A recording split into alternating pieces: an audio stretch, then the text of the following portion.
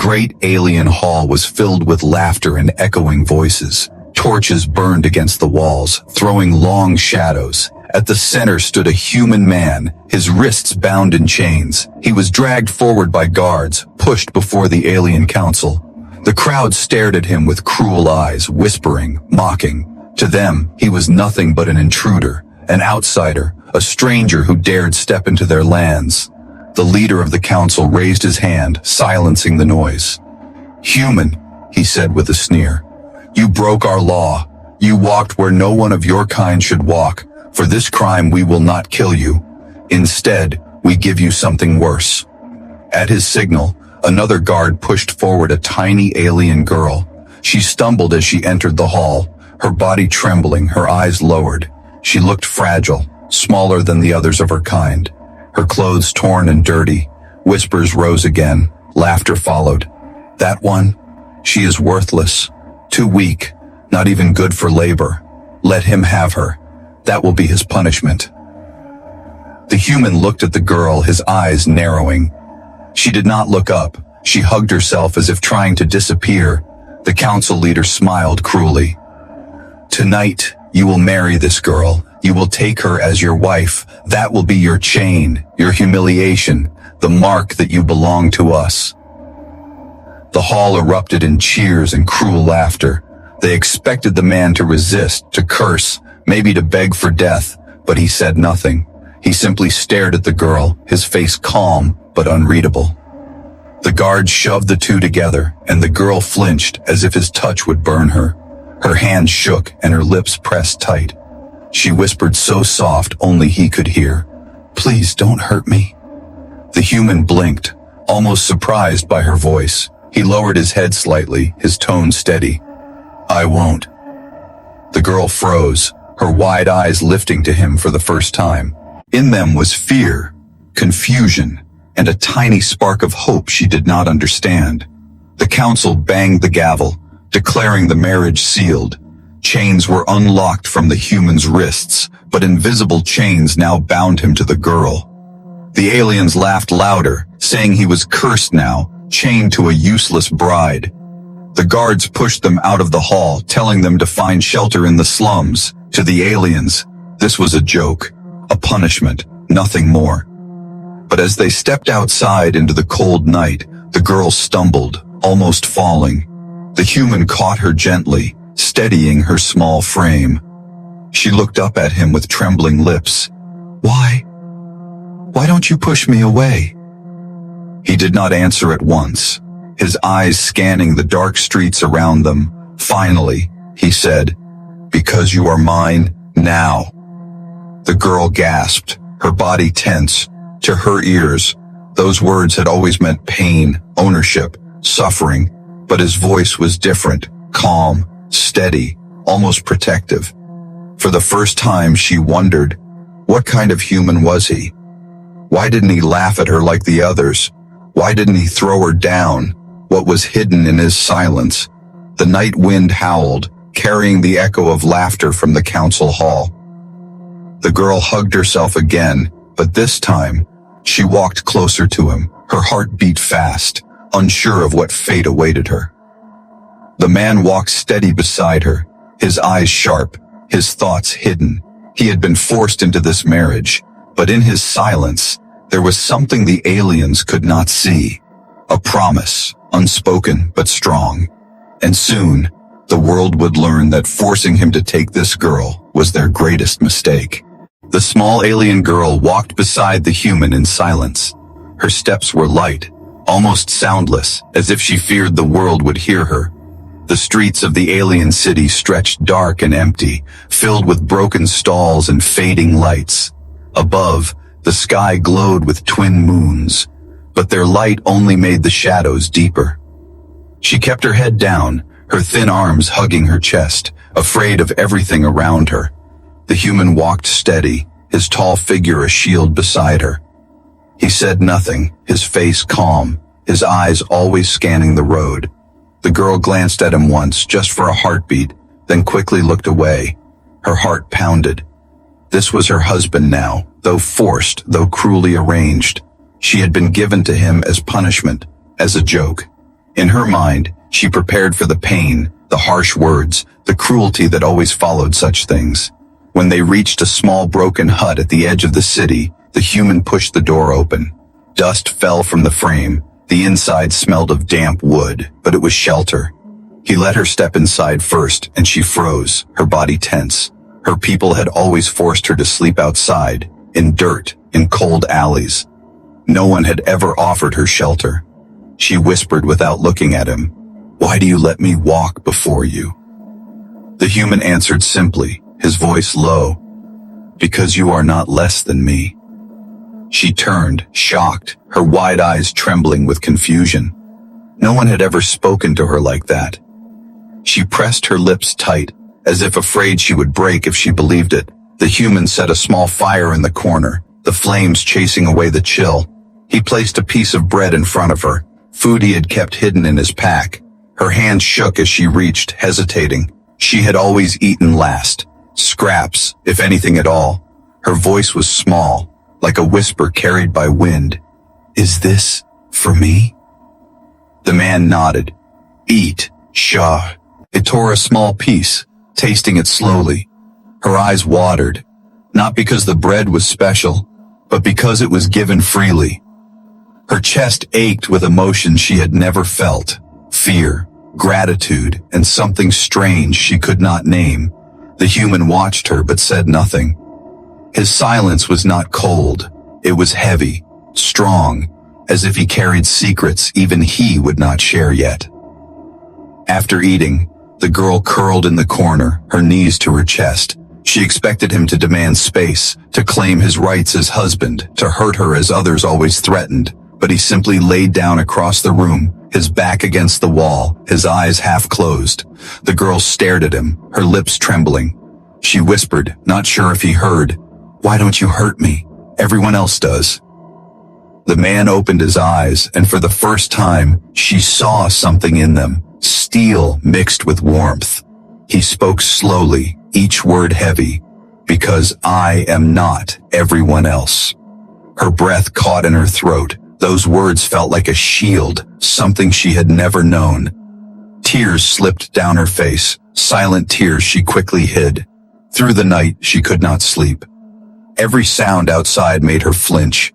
Every memory of laughter and cruelty returned to her mind. Yet when she looked at him resting with calm strength, she felt a strange safety. For the first time in her life, she was not completely alone. She whispered again to herself, "Why does he protect me?" Far away, in the grand alien hall, the council gathered again. A spy reported the human did not mistreat the girl. The leaders sneered, their voices sharp. "He is making her believe she has worth that is dangerous." They decided, if the human would not break her, they would. Suspense grew like storm clouds, unseen but heavy. The girl had no idea that the very kindness she tasted tonight would soon place her in the center of danger again. Morning came with a gray light spilling into the broken hut. The human rose first, quiet and steady, while the alien girl stirred slowly. Her eyes were tired, as if sleep had not stayed with her. She hugged her knees, still unsure if the kindness of last night had been a dream. The man handed her a small cloak, worn but warm. "Wear this," he said, his voice calm. She hesitated, touching the cloth with trembling fingers. It was the first time anyone had given her something to keep her warm. Her lips parted, but no words came, only a small nod. They stepped into the busy market street. Merchants shouted. Stalls were filled with strange fruits and metals. But the moment people saw her walking beside him, the laughter began. Voices cut through the air like sharp blades. "Look, the worthless one walks with a husband now. She is too weak to even carry water." "Human, did they curse you with this trash?" The girl lowered her head, shame burning in her chest. She wanted to vanish, to run, but her steps felt frozen. Every word was like a chain dragging her down. She expected him to push her away, to leave her behind. But instead, the human stopped walking, his eyes cold and hard. He turned to the crowd, his voice strong. "Enough," he said, and the street grew quieter. The alien sneered, not expecting him to defend her. One larger alien stepped forward, spitting at the girl's feet. "She is dirt, human, not worth defending." The girl flinched, her small hands shaking, but before she could move, the human stepped between her and the insult. His hand shot forward, grabbing the alien by the collar. With a sharp shove, he pushed the man back into the dust. Gasps filled the air. Silence followed. No one could believe it. A human raising his hand in her defense. The girl's eyes widened, her chest tight with shock. No one, not once in her life, had ever stood before her like a Sioux. Healed. The human's voice was like iron. "She is mine now," he said, "and I protect what is mine." The crowd whispered, their laughter gone, replaced with unease. The girl's heart pounded, confusion mixing with something new. Hope. Was this truly happening? Or would he punish her later for making him fight?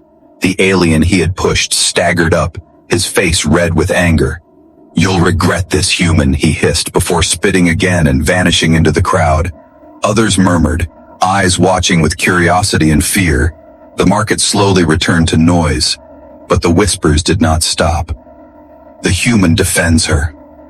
He challenges us. This will not end well. The girl clutched the edge of the cloak he had given her. Her lips trembled as she whispered, "Why? Why do you do this?" The man glanced at her, his face unreadable, his eyes steady. He said only one thing, "Because no one else will." Tears blurred her vision, and she quickly turned her head, ashamed of her weakness. But deep inside, something shifted, like a flame had been lit in the cold darkness of her heart. For the first time, she began to wonder if maybe she was not as worthless as they said. Maybe, with him, she could be more. Far away, in the grand hall of the council, news traveled fast. The spy bowed low before the leaders, reporting what had happened in the market. The council leader's face darkened. "The human has shamed us," he said, his voice like thunder. "He makes her believe she has value. He defies us in front of the people." Murmurs filled the chamber until one voice rose. "We must break them both. Let him see what it means to protect the worthless." Outside, the sun began to fall, casting long shadows over the city.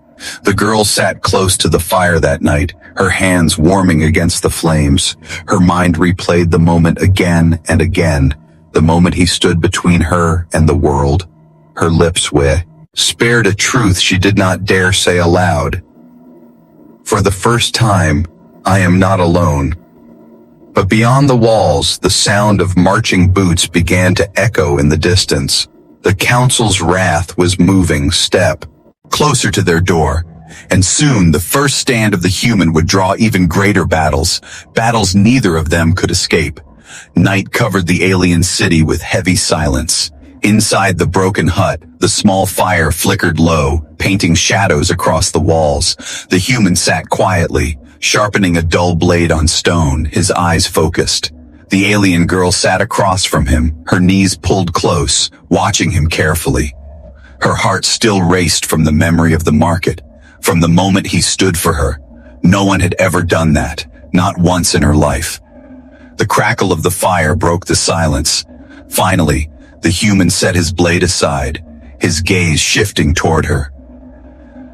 "What is your name?" he asked simply, his voice steady. The girl froze, her lips parting, her hands trembling slightly. Her voice came out like a whisper carried on weak air. I do not have one." The words hung heavy between them. He tilted his head, surprised but silent, waiting. Her eyes lowered, shame burning inside. "My people never gave me one. They said I was too weak, too useless, not worth naming." Her voice cracked, her fingers digging into her arms. "They called me worthless, and that is all I have ever been." The human's jaw tightened, his eyes sharp with anger, not at her, but at the cruelty she had endured. He leaned forward, his tone firmer. "Then let me give you one." Her head lifted slowly, her wide eyes filled with disbelief. "You would name me?" she asked, as if the idea itself was a dream. He nodded once, his gaze steady. I will call you Lyra, after a flower from Earth. It grows in cold valleys, small but strong, beautiful even when the snow tries to crush it. The girl's lips trembled as the sound of the name touched her ears. Lyra, she whispered, repeating it softly. She had never spoken a name for herself, never felt the warmth of identity. When she said it again, it felt like holding a spark of fire in the dark. For the first time, she had something more than just being worthless. She had a name, a gift given without chains. Tears filled her eyes, rolling down her cheeks before she could stop them. She quickly wiped them away, ashamed. But the human simply watched, calm and silent, as if telling her that it was all right to feel. Her chest ached, not with pain, but with something new, something she could not name.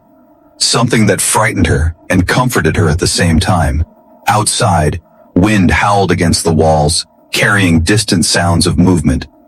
But inside, the girl whispered again, almost like a prayer. My name is Lyra. The human gave a small nod, his eyes softening for just a moment. Yes, he said. You are Lyra. That night, she slept closer to the fire, whispering her name again and again until sleep finally claimed her. Her heart carried the sound like a song. For the first time in her life, she felt she belonged to something, even if it was only to a word. But deep in her mind, she knew she belonged also to him, the one who gave her more than bread, more than shelter. He gave her worth. Far away, in the shadows of the council hall, a spy knelt before the leaders. They are growing close, the spy reported. The human names her, speaks to her as if she matters. The council leader's face darkened, anger sparking in his eyes. This cannot continue, he growled. Worthless ones must remain worthless. If she begins to believe otherwise, others may rise too. A plan was whispered in the dark, a plan to separate them. The council swore they would break this strange bond before it grew stronger. Back in the small hut, the fire burned low, but warmth still lingered. The girl whispered her name one last time before sleep, her lips soft, her eyes finally at peace. Lyra. But beyond the safety of her fragile dream, danger was as already moving step by step closer to her new world, and soon the name she loved would be tested by fire and blood. The morning sun rose weakly over the alien city. Its light touched the broken roofs and the narrow streets where silence held uneasy weight. Inside the hut, Lyra warmed her hands near the fire, her lips softly repeating her name. Each time she whispered it, a small smile touched her face, as if the name itself kept her alive. The human watched quietly from across the room, his eyes calm but thoughtful. He knew the council would not forgive what happened in the market. He knew their pride had been wounded, and pride was dangerous among powerful rulers. Still, he stayed silent, sharpening his blade again, waiting for what he felt was already coming. That day, guards in black armor marched through the streets, their boots hit the stones in perfect rhythm, their faces hidden behind cold masks. The people stepped aside, whispering, pointing toward the human's hut. Everyone knew the council had decided to act. A heavy knock shook the wooden door. The girl jumped, her hands trembling, fear rushing into her heart.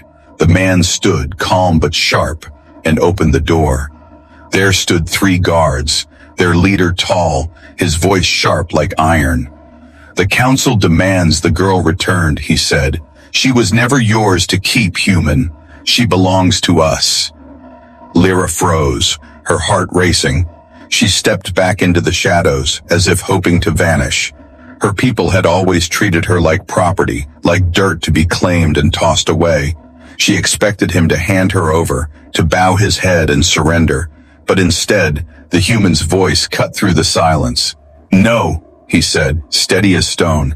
She is my wife, and no one will take her from me. The guard sneered, his hand resting on the hilt of his blade. You defy the council? You think you can protect what even her own people despise? The human did not move, his eyes locked on theirs. I do not care what you think of her, he said. She is mine, and I will protect her.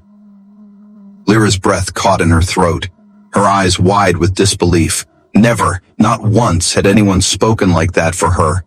Her chest filled with fear and warmth at the same time. She whispered softly to herself, He does not let them take me. The guards laughed, but the sound was sharp and cruel. You will regret this, human, their leader spat. Tonight the council will speak, and you will kneel before them, whether you wish it or not. With that they turned, their heavy boots fading into the distance, but the threat hung in the air like a storm waiting to break. Lyra clutched the edge of her cloak, her body trembling. She looked at him, her voice weak. Why do you resist them? They are powerful. They will hurt you. They will hurt us. The human turned to her, his eyes steady. I told you, Lyra, you are mine, and I do not surrender what is mine. Tears filled her eyes, not of sorrow this time, but of something she could not yet name. She lowered her head, hiding her face, but a small smile touched her lips. For the first time she felt as if her life was worth fighting for. For the first time she believed someone saw her as more than worthless. As night fell, the sound of drums echoed across the city. The council's voice carried through the streets, calling all to gather. Torches lit the paths leading to the great hall. People whispered about the human, about the worthless girl he defended. Some laughed, saying he would die for her. Others whispered in fear, wondering why a human would dare stand against the council. Inside the hut, Lyra's hands shook as she held onto her cloak. Her voice broke as she whispered, They will take me away. They will break me. But the human placed his hand gently on her shoulder, steady and warm. No, he said, his voice firm. As long as I breathe, they will not take you.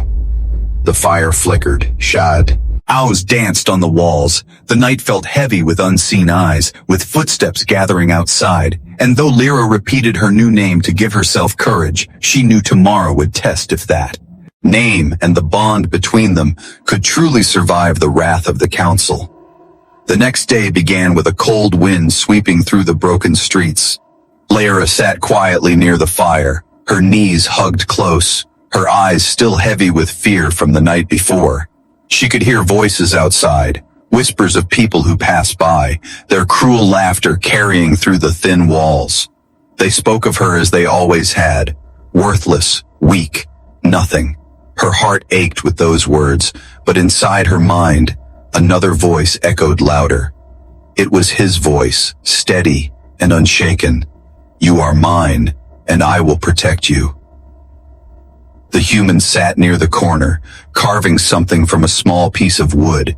His hands moved steady, strong, shaping the figure with quiet patience. Lyra watched him, her curiosity fighting against her fear. Finally, he looked up and held the object out to her. It was a small toy, rough but carefully carved, a flower with open petals. For you, he said simply, his voice calm, her breath caught, her fingers trembling as she reached for it.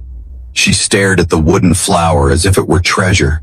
No one had ever given her anything before, not even scraps meant for kindness. Her eyes blurred with tears, and her lips shook. Then something happened she did not expect, something she did not know her body could do. She smiled. It was small at first, weak and shy, but it was real. Her lips curved upward, her eyes brightened. The human watched silently, but in his heart, he felt something stir. This was her first smile, a fragile gift born from warmth, and it belonged not to the council, not to her people, but to him. That night, Lyra wanted to give something back. She gathered scraps of fabric and weeds from the street, her small hands working clumsily. By the time the human returned from the market, she placed a small handmade flower by his resting place. When he saw it, she whispered, "Thank you," her voice trembling but true. The human nodded once, a faint softness in his eyes. He did not need to say anything more. The gift was enough.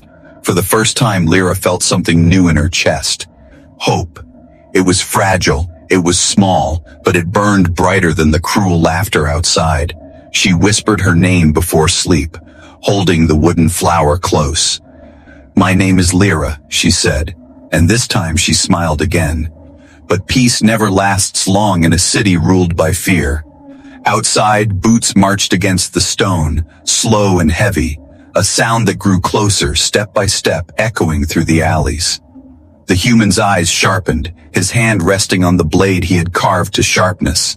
He knew the council's threats were not just words, they would come, and they would come soon. Lyra sat by the fire, holding the wooden flower. Her smile faded as the sound of boots grew louder.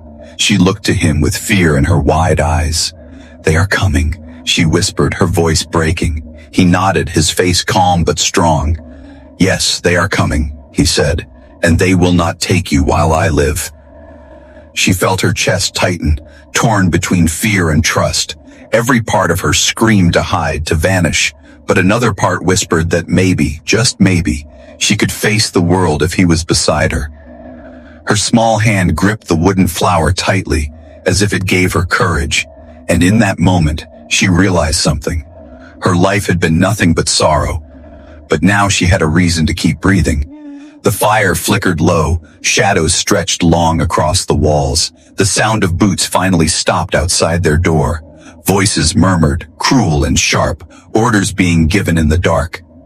Lyra held her breath, her small body trembling. The human rose, his blade in hand, his stance steady as a stone wall. He glanced at her once, his voice low. "Stay behind me." She nodded. Clutching the flower, her heart racing, the first smile she had found might soon be stolen away. But deep inside she whispered to herself, "I will not go back to being worthless, not while he fights, but for me." The door shuddered under a heavy strike. The council's wrath had arrived, and their night of fragile peace was over. And as the wooden flower shook in her trembling hands, Lyra prayed her first smile would not also be her last. The night was heavy with silence, broken only by the crackle of the fire. But outside the hut, the sound of boots grew louder, steady and merciless. Lyra clutched the wooden flower in her hands, her heart racing like a trapped bird. She whispered her name again and again, as if the sound alone could keep her safe. The human stood near the door, his blade in hand, his eyes sharp and cold. He had been waiting for this moment, and now it had come. The door shuddered under a hard strike, wood cracking, dust falling. Lyra gasped, her small body trembling as she pressed against the wall. Another strike came, louder, sharper, until the door burst inward with splinters flying. Dark figures filled the entrance, council soldiers, armored and armed, their faces hidden behind cruel masks. One shouted, his voice like iron, "By order of the council, the girl is ours. Step aside, human." But the man did not move. He raised his blade, steady, strong, and his voice was cold. "No, she belongs to no one but me, and I will die before I give her to you." The soldiers laughed cruelly. "You will die either way," their leader sneered, stepping forward. With a cry, they rushed in, their blades shining in the firelight, the hut filled with the sound of steel striking steel, of boots scraping against stone. The human fought with fury, each movement sharp and precise. His blade cut through the air, blocking, striking, forcing them back. One soldier lunged, but the human turned, driving his shoulder into him, sending him crashing into the wall. Another tried to grab Lyra, but she screamed, pressing into the corner. The human roared, his strike cutting across too. He attacker's arm, forcing him to drop his weapon. Lyra's eyes were wide, her breath shaking. She had never seen anyone fight for her, never seen anyone stand between her and danger. Tears streamed down her face as she clutched the wooden flower tightly, whispering, "Please don't leave me." The battle raged inside the small hut. The fire flickered wildly, sparks flying as blades clashed again and again. The human's face was marked with blood, his arm bruised, but his eyes never wavered. He fought not for glory, not for pride, but for her. Every strike he made was a promise that no one would touch her while he stood, but they were too many. The soldiers pressed harder, their numbers overwhelming, their blades cutting closer. The human staggered as one blow struck his side, blood staining his shirt. Lyra screamed his name, her voice breaking with terror. She rushed forward without thinking, grabbing a fallen weapon with trembling hands. Her small body stood between him and the soldiers, her arms shaking as she held the blade. "Stay away from him," she cried, though her voice was weak. The soldiers laughed at her defiance, but for a moment they hesitated, and in that moment the human rose again, his blade cutting fiercely, forcing them back. His strength seemed endless, drawn not from his body but from the sight of her standing beside him. Together, they forced the soldiers out into the night. The last one stumbled back, shouting, "This is not the end. The council will return, stronger," before vanishing into the darkness. Silence filled the hut again, broken only by Lyra's sobs. She dropped the weapon, rushing to the human's side, her hands shaking as she touched his wounds. "You are hurt," she whispered, her tears falling freely. But he caught her hand. Steady, strong, his voice calm despite the blood. "I told you, Lyra, as long as I live, they will not take you." Her heart ached, her tears mixing with a smile that broke through her fear. She held him close, whispering his name again and again. The fire burned low, casting soft light on them both. Outside, the city was quiet, but the danger was far from over, for the council would not forgive this defeat, and soon their wrath would come again, greater than before. The hut smelled of smoke and blood, the fire burning low. Lyra sat close to the human, pressing cloth against his wounds, her hands trembling. Every cut on his skin felt like a wound inside her chest. Her tears fell quietly, mixing with the dirt and blood. "You fought for me," she whispered, her voice breaking. "You almost died for me." The man stayed silent, his breathing heavy but steady. He gripped her hand for a moment, his eyes calm. "I told you, Lyra, they will not take you while I live," he said. But his words carried a weight. They both knew the council would not stop.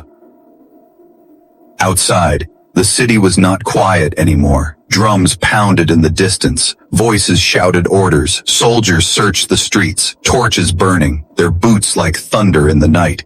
The council's fury had spread across the city, and their prey was clear. The human stood slowly, pain in his side, but his stance strong. "We cannot stay here," he said, his voice low. "They will come again, with more men." Lyra clutched the wooden flower in her hands, her heart racing. "Where can we go? There is nowhere safe," she whispered. He looked at her, steady, calm, his eyes like stone. "Then we make our own safety," he answered. "But we must move now." They left the hut quietly, slipping into the dark alleys. The night air was cold, the streets filled with shadows and whispers. Lyra's small hand clung to his, her body trembling. Every shout in the distance made her flinch, every torchlight made her heart pound. But his grip was strong, steady, telling her she was not alone. They passed broken stalls, empty homes, and streets littered with ash. The city that had once ignored her now hunted her like prey. She whispered, her voice barely heard. "I am afraid." He looked down at her, his face unreadable but his voice steady. "Fear keeps us moving, but hope keeps us alive. Hold on to me, Lyra." Suddenly, voices rose behind them, torches glowing closer.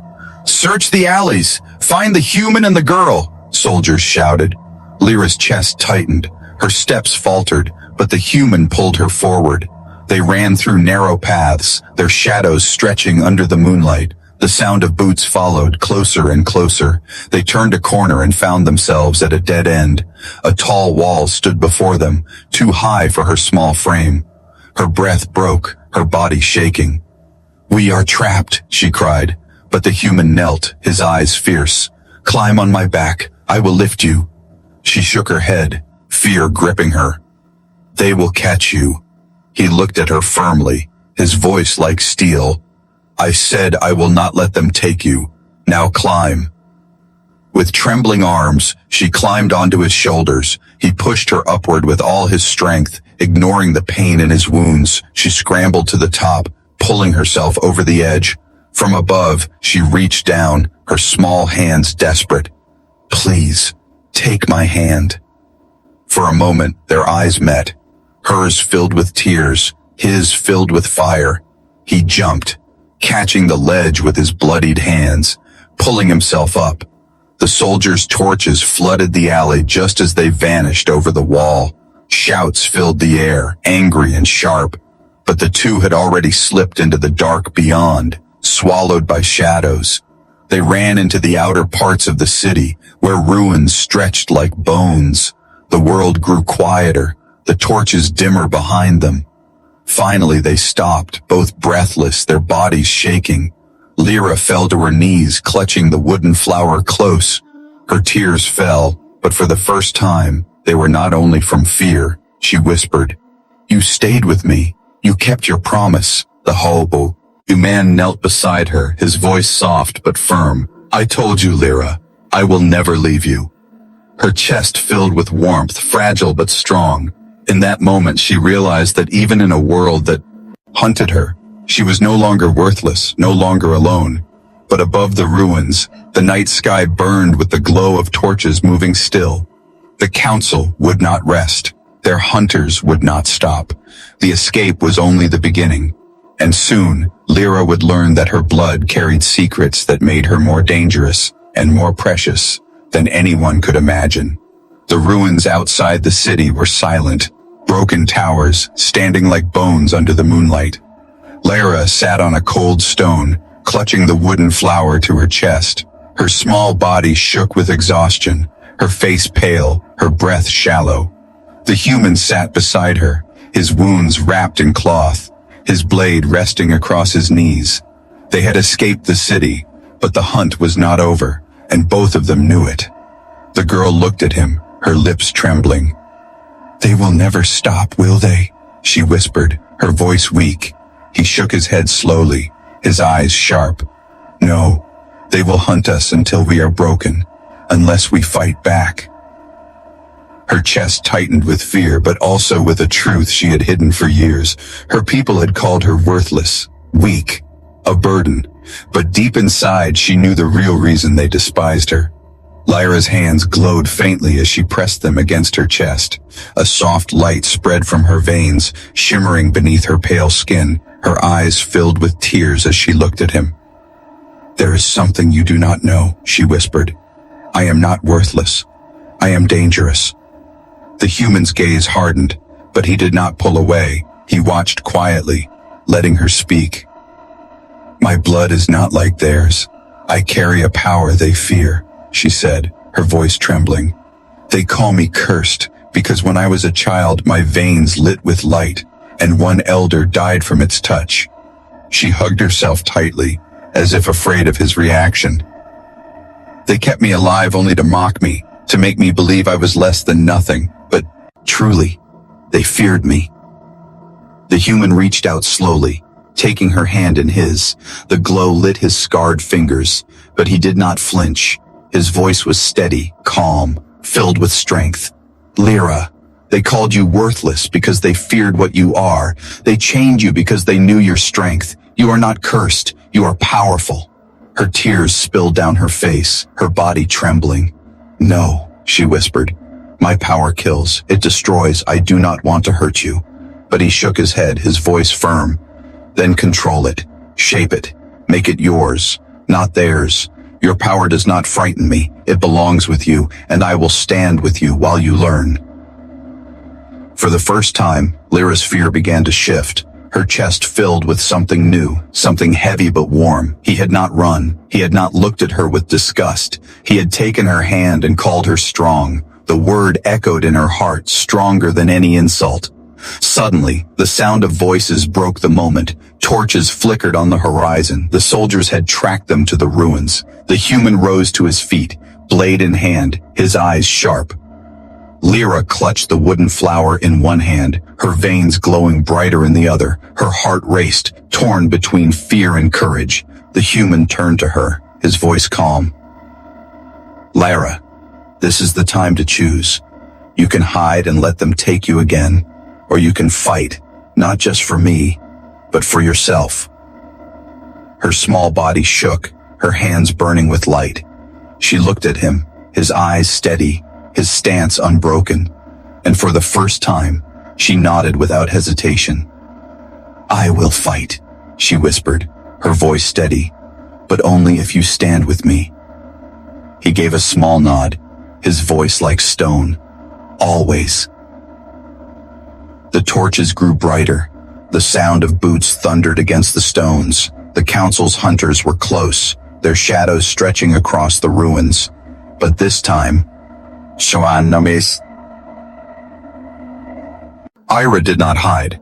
This time she stood beside the human, her veins glowing like fire, her lips whispered her name, Lyra. And for the first time she believed in it. The ruins shook as the first soldier entered, blades drawn. The human raised his weapon, and Lyra raised her hand, light blazing. Together, human courage and alien power prepared to strike as one. The council had called her worthless, but now they would see her true name written in fire. The ruins echoed with the sound of boots, the glow of torches spreading like fire across the broken stones. Lyra stood close to the human, her small frame shaking, her veins glowing with a light she could not hide anymore. The human's blade gleamed in the moonlight, his stance steady, his eyes sharp. They had no place left to run, no place to hide. This was the moment the council had prepared for. The first wave of soldiers stormed forward, shouting, blades raised high. The human met them with fury, steel clashing against steel, sparks flying into the night. His body burned with pain from old wounds, but his strength did not falter. Every strike, every block, was not just for survival, but for the girl who stood behind him. Lyra clutched the wooden flower in one hand, her other hand burning with light. Her heart raced as fear clawed at her chest, but she remembered his words. Your power does not frighten me. It belongs with you. She raised her hand, and a wave of light burst from her veins. The air shook. Soldiers staggered back, their torches snuffed out as the glow swept across the ruins. Gasps filled the night, soldiers shouting in fear. Witch, they cried.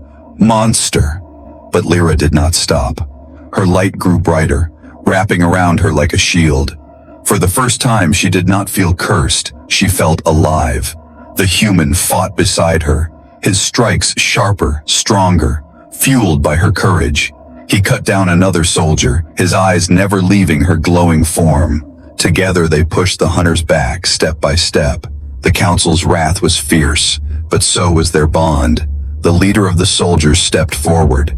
The council's army broke, fleeing into the night, their torches scattering like dying stars. The ruins fell silent, the air heavy with smoke and the scent of battle. The human lowered his blade, his body heavy with exhaustion. Lyra rushed to his side, tears streaming, her hands glowing softly as she tried to heal his wounds.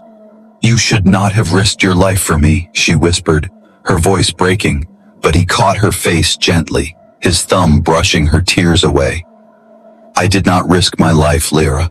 I gave it to you, and I will keep giving it until my last breath. Her heart ached, but not with sorrow, with warmth, with a bond stronger than chains, stronger than fear. She pressed her forehead against his chest, whispering, Then I will never leave you. The wooden flower lay between them, glowing softly in the firelight, no longer just a gift, but a symbol, a vow made not with chains but with love and defiance.